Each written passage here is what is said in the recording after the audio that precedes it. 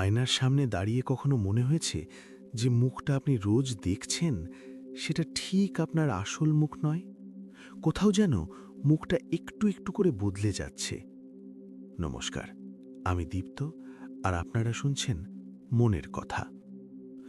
আমরা সবাই জন্মাই একটা নিখুঁত অরিজিনাল পরিচয় নিয়ে, কিন্তু বড় হতে হতে এই সমাজ আর আমাদের নিজস্ব অহংকার বা ইগো আমাদের ওপর এতগুলো ফিল্টার চাপিয়ে দেয় যে একটা সময় পর আমাদের আসল সত্তাটাই হারিয়ে যায়।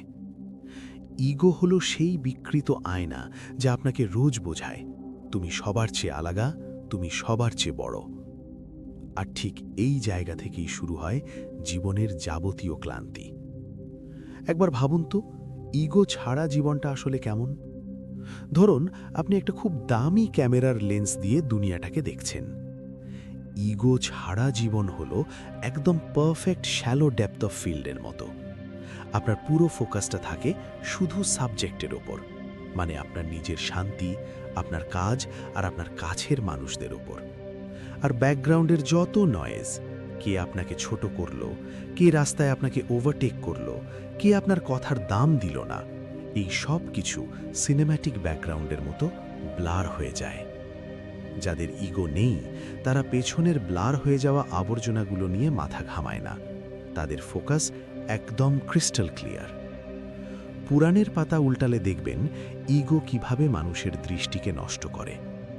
দুর্যোধনের ইগো এতই বেশি ছিল যে ঠিক সামনে স্বয়ং কৃষ্ণ দাঁড়িয়ে থাকলেও সে তার আসল রূপটা দেখতে পায়নি।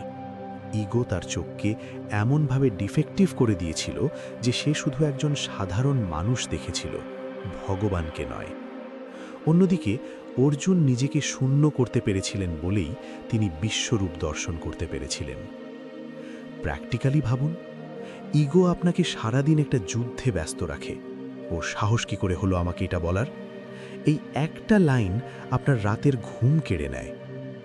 কিন্তু যেদিন আপনি ইগোর এই ভারী চশমাটা খুলে ফেলবেন, সেদিন মনে হবে যেন কোনো পুরনো ধুলো জমা ঐতিহাসিক ছবিকে কেউ পরম যত্নে রিস্টোর করে তার একদম অরিজিনাল রূপে ফিরিয়ে এনেছে।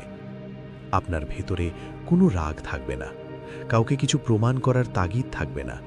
কেউ গালি দিলেও আপনি হাসবেন, কারণ আপনি জানেন ওই গালিটা আপনার আসল পরিচয়ের গায়ে একটা আঁচড়ও কাটতে পারবে না।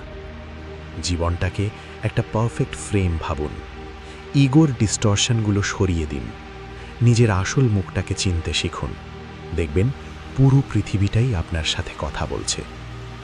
আজ এইটুকুই, মনের কথায় আবার আসব। শান্ত থাকুন, নিজের ফোকাস ঠিক রাখুন। নমস্কার।